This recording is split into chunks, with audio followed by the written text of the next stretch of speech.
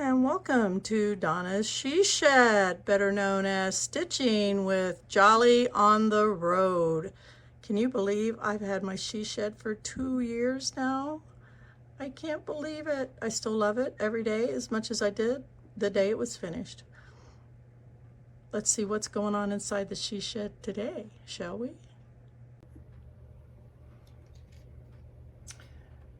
Hello and welcome to Stitching with Jolly on the Road. I'm going to do something a little different today than cross stitch. I'm going to talk about a quilt I'm working on, and I am not used to showing you my workspace. I'm used to looking at the camera. And believe it or not, I have 3 remotes for my phone and none of them are working. It gets cold out here in the she shed when I turn the heat off, so I think I need new batteries. What I'm going to talk about today and show my friends is called the 15 degree, and it is actually strip piecing, but it actually makes something that looks like a circle. So this is the block we're going to be talking about. This is one of them, and with these 2 strips that I have laying here, you get 2 different blocks. And so as you notice, this has red, it has a thing of white, then red, then my multicolor fabric, and then it has the white and the blue. And then this one is the opposite, where the red is on the inside and the multicolor, and then the whiter strip on the blue is on the inside instead of the outside. And this does look like a circle, but what you do is you cut these all with a 15 degree ruler.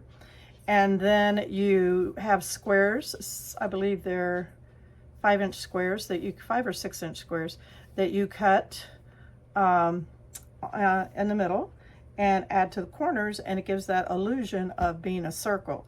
It does look difficult, but it is really super easy. I'm going to be doing this quilt as a Quilt of Valor quilt, and I have not yet decided if I'm going to do a border between the blocks, like a red border or a blue border or a combination of the 2. I just haven't decided that yet. Kind of look at that when I maybe get them all done. So that's what I'm going to show you today. I'm going to show you how to do your strip sets, how to cut it, and how to sew the pieces together. So bear with me as, like I say, I'll be hitting that start and stop button. I took a class on this with the Quilt Gallery in Statesville, North Carolina, and it's called 15 Degrees. And she gives us a handout of strip set A and strip set B and what they need to be cut. So what we have here is 1.5 inch of white, 1.5 inch of red, a 3.5 inch of a print, and another 1.5 inch of white. And then on this one we have a 3.5 inch of white, a 1.5 inch of your color, I use blue, and a 2.5 inch of white. So what I did was I cut all my pieces and I laid them out in order so that I could just simply pick up this set and this set, sew them together, iron my seams open, this one and this one, and sew them together, iron my seam open, and then this one and sew them together and iron my seam open. And then I did the same thing with this. And so then what you do, the squares are 4 6-inch squares for the corners, it says here. So you're going to cut 24 wedges, and you will have 12 that go up and 12 that go down. And the ups make 1 block and the downs make another block. And this is the ruler that they had cut. And you can do this with any ruler. You just have to simply take the degrees and divide it by 360 degrees, which is what's in a circle, and then you'll see how many you need of that. So we simply are, let's see, how did she, trying to remember which end we put on the bottom, or does it matter? Yeah, we started with the bottom. So I'm going to put this narrow end right here. I have my salvages here. I don't want my salvages in my strip, so make sure that I'm far enough away when I cut this to make sure my salvages are out of the way. Line up this bottom edge right here with the bottom of your fabric and cut. And then I'm going to turn it around so I can cut this way. So this is where I started.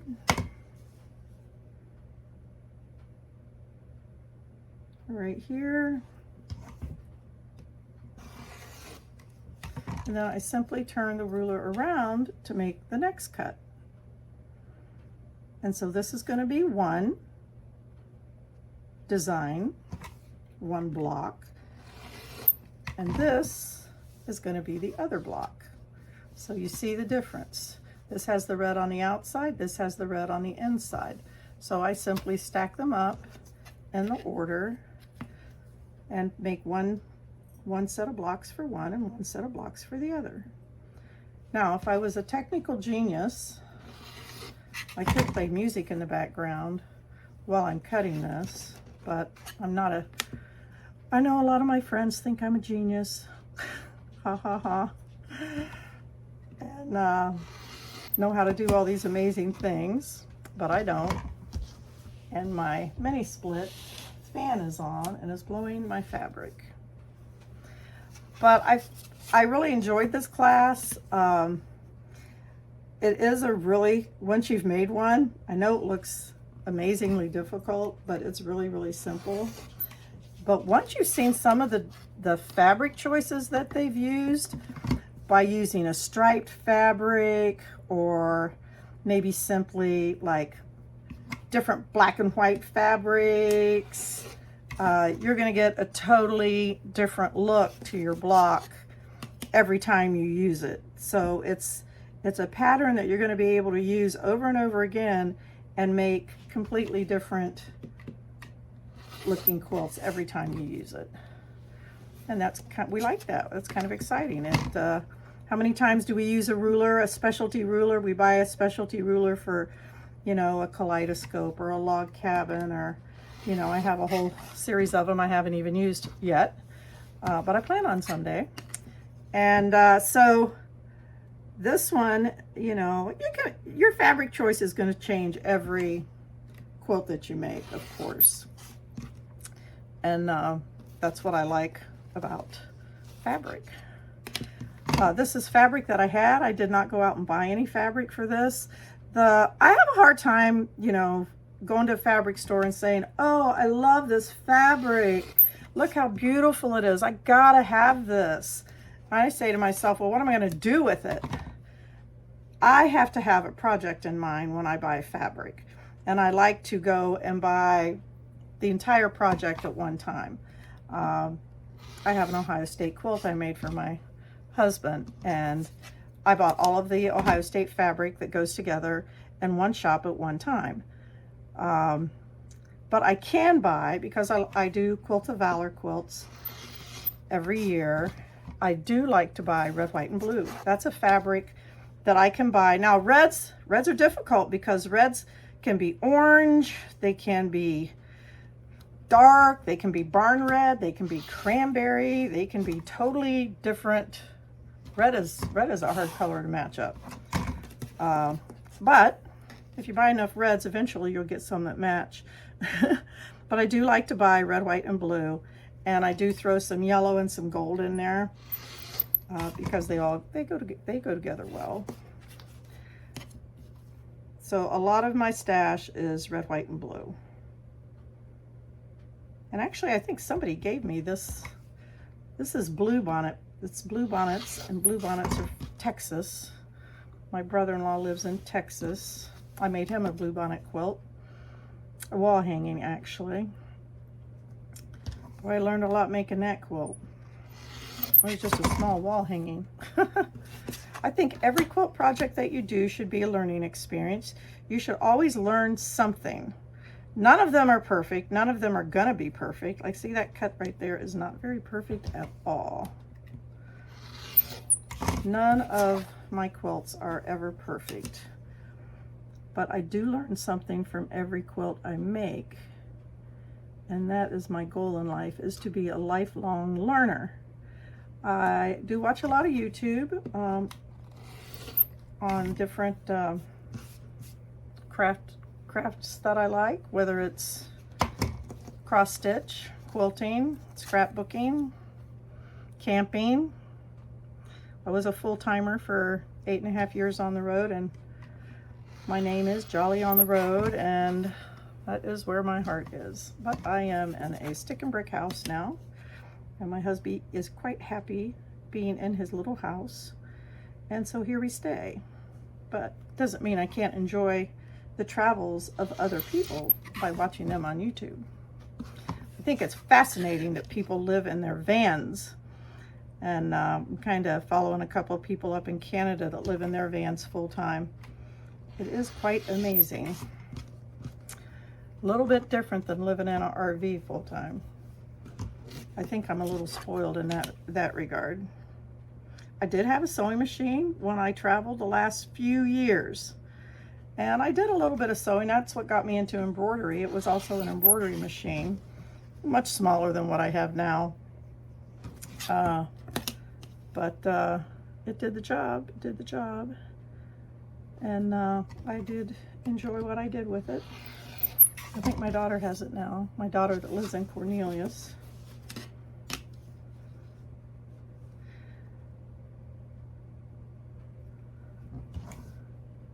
I have not been counting how many of these I have gotten as I'm cutting. So feel free to put in the comments what projects you're working on right now. It's February. February is always traditionally a short month. And seems to go by pretty quick. January is a long month, seems to last forever. February comes by and whooshes right out of the way. And then it's March and spring is here. And we all know I am a summer girl. I love my spring. Spring and summer. I love fall too, spring, summer, and fall.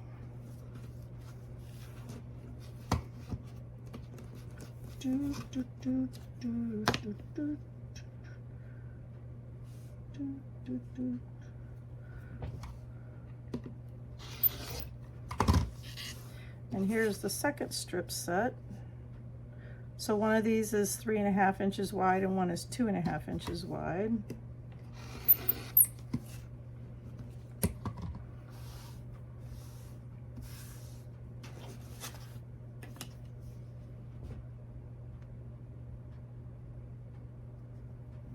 I love stars. I want to make more quilt tops with stars. I have a lot of patterns for star quilts. I'm drawn to stars, and I'm drawn to red, white, and blue. My very first quilt I made since I got back into quilting was actually a sew-along with Kat Sloan called the Splendid Sampler. And I was a new quilter. I didn't know anything about quilt collections that went together, but I had found some fabric on sale, because we love fabric on sale. And got a lousy cut on that one. Straighten that up. And I found a beautiful fabric that had sunflowers in it, and it was red, yellow, and orange.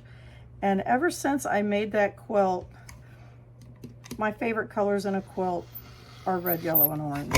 I mean, it's striking, it's beautiful. It's, you know, you can always find fabric that's red, yellow, and orange. And I now have that quilt finally hanging on my wall in my living room behind my love seat where I sit every night. And I love it. It's brings back a lot of memories. I learned a lot making a sampler like that, because there were all different techniques used in that sampler. Some blocks were embroidered. I dabbled a little bit in embroidery by hand. Some blocks were applique. I was kind of new to the whole applique scene. Some were hand applique, some were machine applique. I think once you've done them, you'll discover which one you like one best. I like hand applique, but time is always a factor when you have 3 major hobbies of quilting, scrapbooking, and cross stitching, and you work part-time. You have to decide what you're going to spend your time on. And so really, where I'm at right now, I prefer machine applique simply because it takes less time. Not necessarily technique or anything, but just takes less time. So, and I'm really working on knocking out some projects. My goal for this year was to write down all the projects that I have, whether they're started or not. I have a lot of projects that aren't even started. When my dad lived with me, I bought projects for the future because I knew he wouldn't always be here and I wouldn't always have extra money to buy projects. So I have several different block of the months that I want to do. I went to Stitch in Heaven in Texas, and they are, a lot of places now do blocks of the month, but they are like the queen of block of the month, and also cruises. I'd love to do a quilting cruise, but again, just not in my budget. So I have made a list, and I have been knocking them out. This being one, I took this class in November, and I knew I wanted to do a red, white, and blue with it. I just finished a quilt for that I started with when I first got into my AccuQuilt, and it was a sew along on the internet, and I have that quilt top done. It fits on top of my queen size bed. I had the room painted to match that fabric. It's like a teal. And I need to get a wider border to put around it to give it a little more hanging space for the bed. So that, but the top is, the blocks have been done. You know, it's just having the time to sit down and sew them all together. Now I'm kind of working more like 2 to 8, 3 to 8. Monday and Tuesday this week. Now I'm off Wednesday, but Thursday and Friday I go in like 11 to 2 or 12 to 4 or something like that. So I won't have time on those days to sew. But when I have my mornings free, I definitely come out here into the she shed and spend as much time as I can working on a project. And then in the evenings when I get home at 8 o'clock, I usually get home about 8:15. I live real close to work, maybe a couple miles down the road. Hubby and I watch TV, and I will cross stitch most of the time. Last night I didn't because it was going to be an early night to bed and I didn't want to get anything out. But most nights I sit and cross stitch. I'm working on a sailing ship for my grandson's bedroom. That's what I stitched on this week. He redid his room in nautical theme, I guess you would say. And then the other project I've been working on is my granddaughter Raven. It's called Raven Blue. It is a Heaven and Earth design, which is a full coverage design. It's not super big, you know, 10 by 12, something like that, a little bit smaller. But been working on those two. I'm fascinated by people who work on multiple projects.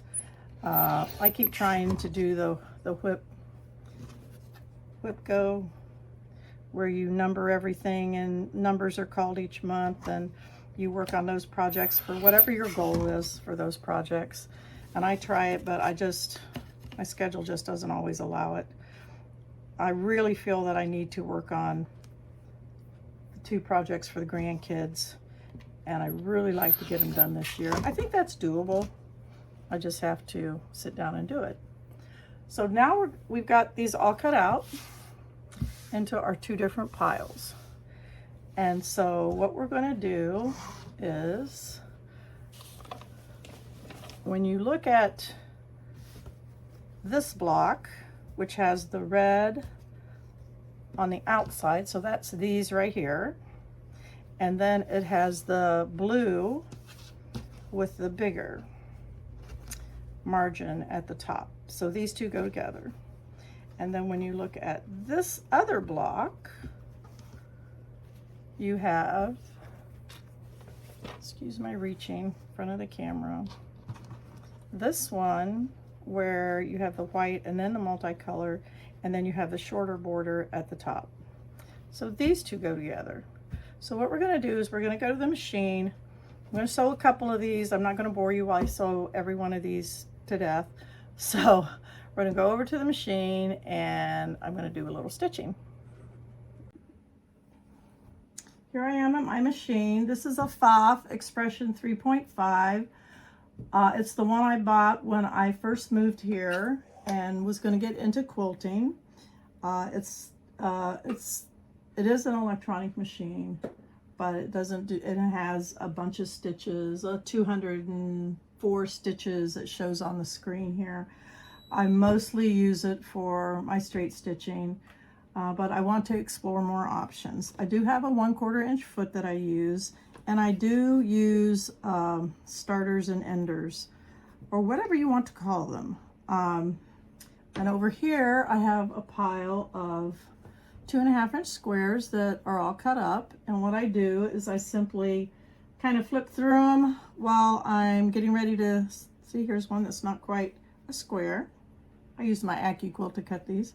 I just pick two that I like together and use it to start and end my seams with, and that way I don't have to worry about pulling on my fabric or my thread in order to not get it bunched up.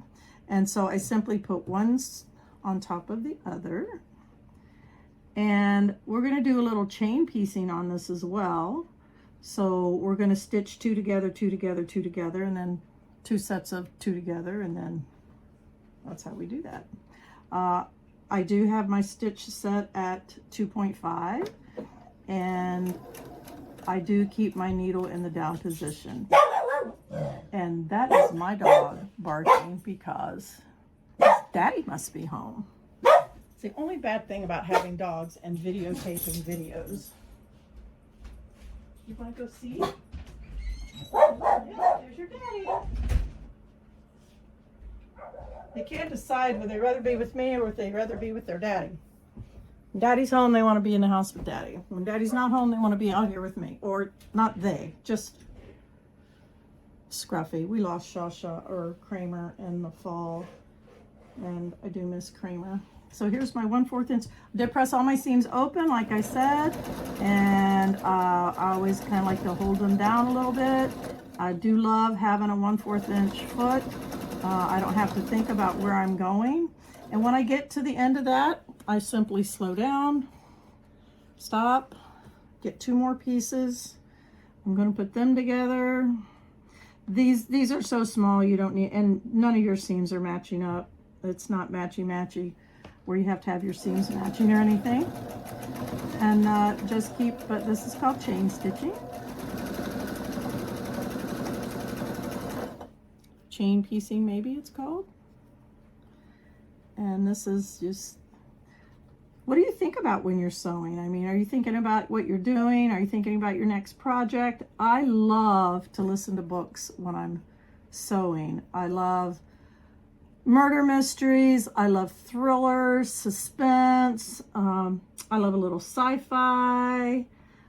Right now I'm listening to a series about time travel. I really, really like it. What is that guy's name? I can't remember his name off the top of my head. Who wrote it? It's British series. I get all my books that I listen to on Audible. I do not buy books. I get 1 credit every month to get a book that costs a credit, but mostly I look for the free books. And this series I'm listening to right now was a free series. And I also try to get books that are longer in length. I, you know, 3-hour book is, well, that's okay, but I want to listen to something that's going to last 8, 9, 10, 12 hours. And if they're even longer, that's even better. if they're good. They have to be a good book though. I have rarely been disappointed with the free books on Audible. Let me know what you like to do. And another thing is I cannot sew with my shoes on. I have to have socks or little soft footies. I have to feel the pressure of the foot pedal. I just can't feel that when my shoes are on. And yeah, funny story, yesterday I was out here and I just wear some slip-ons in and out of here, and then I put my little house shoes on when I'm out here to sew with, and then put my slip-ons back on, and I was all ready for work yesterday. And I got to work and I realized as I'm walking across the floor, I was hostessing yesterday, that I had the wrong shoes on. I did not put my work shoes on. The ones that my slip-ons were originally work shoes. They're actually nurse's shoes, but they really bothered my feet after about 2 weeks of wearing them every day, and my feet hurt so bad that I did go and buy a tennis shoe with a really good insert for work, and my feet have been great since then. But last night I survived. I didn't freak out. It was funny, the day before I forgot my apron, and the day before that I forgot my name tag. I try to keep all those things in the same spot. But I did just order a new apron for Chick-fil-A. So now I have 2 of them. And the thing is, one day I might drive the car to work and the next day I might drive the truck to work. So it's not like I can leave them in the vehicle I drive every day. And today I'm off work, but it is my day to go babysit Raven and Price after school, so I'm excited about that. Papa had them all week last week. He had them Wednesday, Thursday, Friday. He brought them home Friday, and then they went home on Saturday. So because I worked every day. She's got a new job, and we didn't really have her work schedule down yet. So now I'm going to be off on Wednesdays. Wednesdays are my day to go down and get the kids, and then Friday, if they want to come home and spend Friday night with Nana and Papa, they are certainly welcome to do that. And if they'd rather stay home and with Mom and Dad, they may certainly do that as well. So if I know them, I will say they will probably want to come home because Papa will take them to Chick-fil-A on Friday. They love my Chick-fil-A. I think I probably said that a million times. All the kids love Chick-fil-A on River Highway in Mooresville. It is the best. They love playing there. They love the kids that are there. We have the best food. We have the best staff.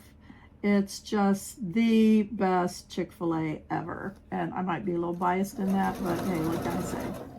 That is the truth. That is the truth. You gotta watch your little seams going up there. So now that I've got all these sewn together in pairs of 2, that's my iron. Let me know I haven't used it yet. I'm gonna pick 2 little squares. Here's 2 pink ones. This is just going to be for a totally scrappy quilt. It's just odds and ends fabrics of everything I've ever used in the last 10 years. Now, I'm not a prolific quilter. I haven't made that many quilts in the last 10 years, but that's what it's going to be. All the squares. So then you're just simply going to cut these apart, and you're going to continue to chain these 2 pieces together. So what I have is 2 plus 2, and then I'll have 4 plus 4, and we'll go all the way around the circle. I am going to stop and press my seams open right here. Big controversy on, do you press your seams open? Do you press them to the side? Blah, blah, blah, blah, blah. Actually, these I pressed open. I'm going to go look at one of those blocks. I think these we pressed to the side. Hold on and let me get one of those blocks and check. Because sometimes in the construction of the quilt, it makes sense to do that based on the way that it's done. Yes, these we all pressed to the side. I pressed my strip piecing seams open. So these are open. And then when I sewed all these together, they were just pressed to the side. So it's always great to have a sample around.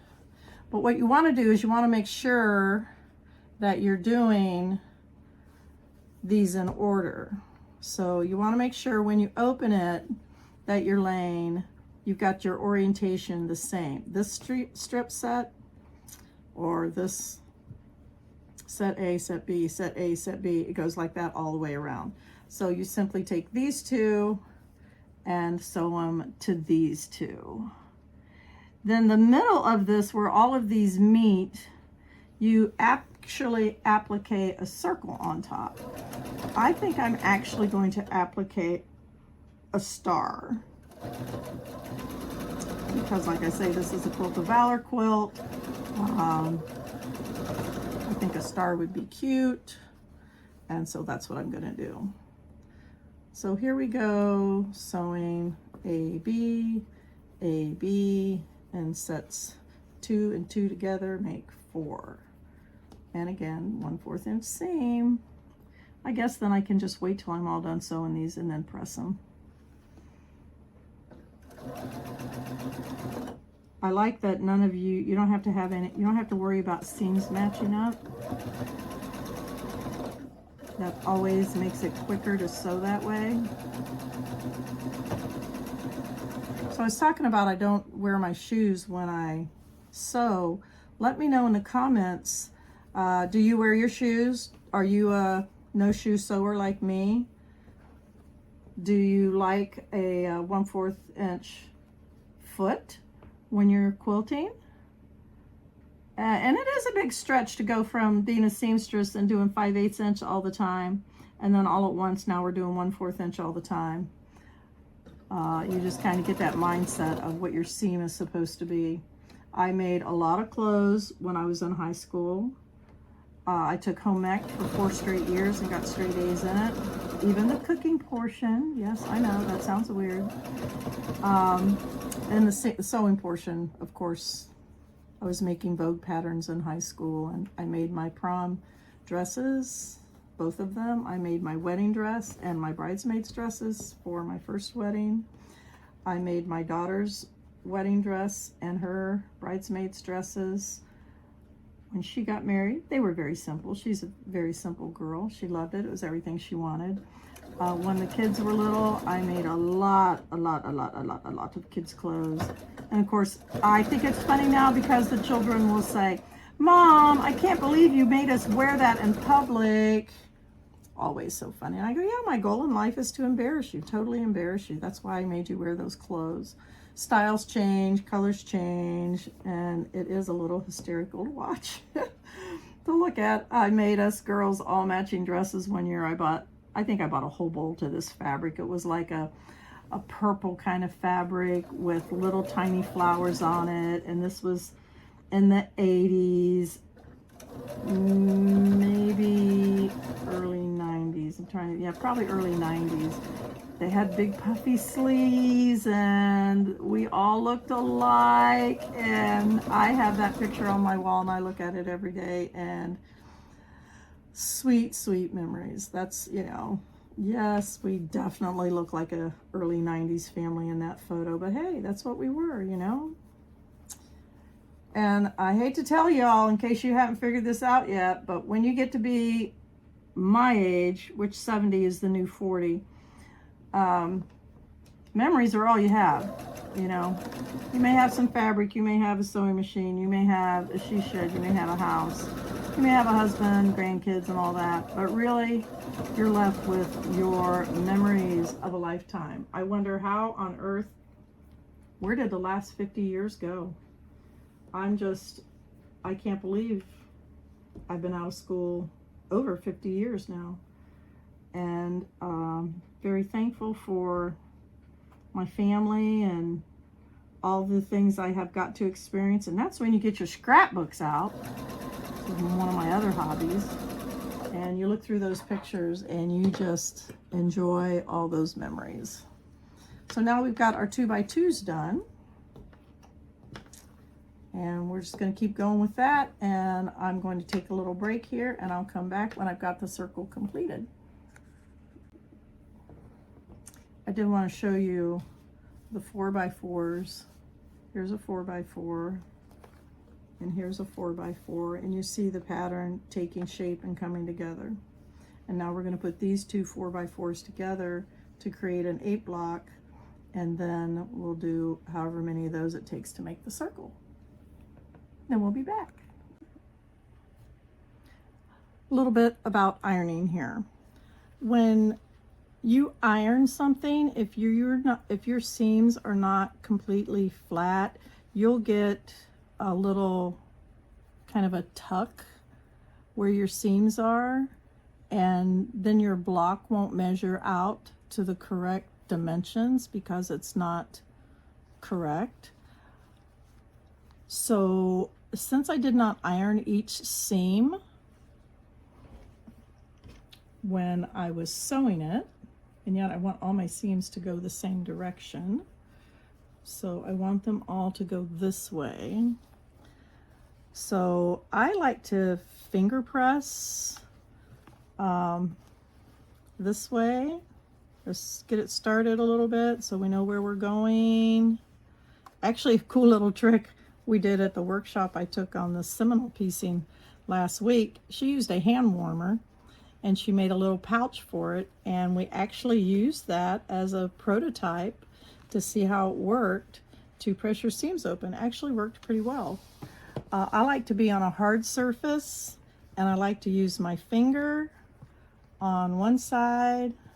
I actually also have a roller that you can use, but I do find a nice fingernail press is amazing for keeping those seams and making sure that you're getting the whole part to lay flat. I mean, you know, sometimes your fabric's going to go the wrong way, but you will take care of that when you are ironing. So like that one keeps wanting to flip this way. So, but using your fingernail to open that seam all the way is really going to make ironing it that much easier when you are actually ironing it. My first piece, I did not do this, and I did have a little tuck I had to take care of. So I thought, let me give you this little piece of advice. And where is my, oh, here I am reaching again. This is a Lori Holt seam roller. And actually, it looks a lot like a wallpaper roller. And again, it does the same thing your fingernail does. You just use it, like if you're doing a lot of something and you're not getting to the iron every second, between every little piece. This is a great tool. It's not very expensive. I got it in the sew box I got from Fat Quarter Shop when I was getting those subscriptions. But it does a wonderful job on flattening out those seams, so you don't have any of those creases. And that's what you definitely want. Some important things in sewing: a nice hard flat surface when you need it, a really great cutting mat and sharp blades. And this is an old wool mat that I have. I have a bigger one as well, and we want these to match this direction, so they're all gonna go this way. They're gonna go this way. So I use my iron on the highest setting. I don't use water in my iron at all. Never have. Just eliminates that hole. My iron is leaking. It's leaving spots on my fabric. Just eliminates that altogether. Lori, or is it Lori Holt? Oh, Kimberly Jolly on Fat Quarter Shop has an amazing steam iron, and I inquired about it. I asked him what it was she was using, and it's only like $3,000. You know, I will not be using that steam iron, though it looked really amazing. Another thing I'd like to invest in sometime this year are clappers. Just pieces of wood that are different sizes that after you iron your seam, you put the wood on it. It's made out of a certain type of tree, holds the heat. And between being on a wool pressing mat that holds the heat and the wood of the clapper block that also holds the heat, it really makes your seams stay flat. That is very, very important in quilting. Kimberly Jolly also has a whole slew of those, but I have to buy mine. I don't own the company that buys them for me. She might not either. She might have to buy her own. I don't know. But having those flat seams makes your piecing a world of difference in your piecing and your accuracy. So I just wanted to let you know how that went. Back in a minute. So we're back. I have my corners sewn on and I have the seam pressed toward the corner, and my other block was a little bit over 13-inch square. I don't have a square that big, but what I do have is I think it's a 12-inch square, and I'm simply going to line up this straight edge and this straight edge and cut this corner off. And then I'm just going to rotate that. I'm going to do the same thing here.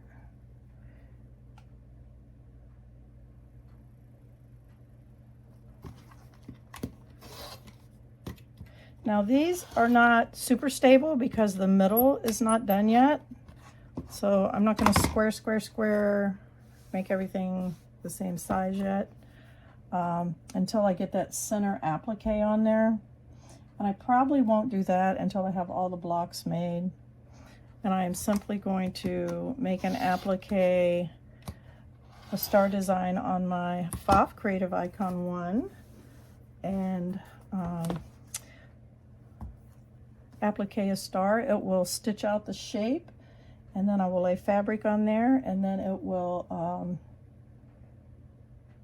I'll put the fabric on there, it'll stitch it down, and then I will trim, and then it will do a satin stitch around that edge.